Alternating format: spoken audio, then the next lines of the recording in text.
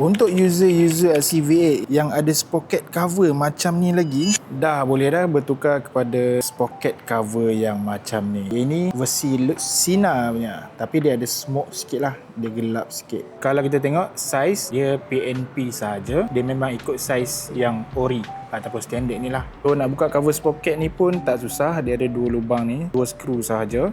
Kenapa aku beli yang Lucina ni? Supaya senang kita nak monitor sama ada dekat sprocket tu dah betul-betul teruk kotor ataupun tak. Sebab kalau pakai yang original ni, dia okey je sebenarnya, tapi kita tak nampak dekat dalam sprocket tu keadaan sprocket dah makan ke belum, berkeladak ataupun tidak. So dia susah lah nak tengok sprocket ni kan. Dibeli je benda ni, senang kita nak tengok sprocket kita ni cun ke tak cun. Okey, so untuk lubang skru ni dia ada ni tau. Nampak tak? Dia ada getah ni dengan dia punya placement untuk masuk skru lah. Okey, so yang ni kena cabut daripada yang cover standard ni masuk dekat lubang yang clear ni. Kalau tidak nanti dekat situ dia susah kita nak ikat. Okey, so dah siap pemasangan getah ni dekat cover sprocket ni. So tak susah pun nak keluarkan, pakai screwdriver je dah boleh keluarkan getah daripada cover sprocket asal ni masuk dekat sini. So jom kita pasang dekat situ. Okey, so macam ni lah dia punya rupa. Nampak tak? Okey, dekat bahagian dalam tu kita boleh nampak rantai dan juga sprocket.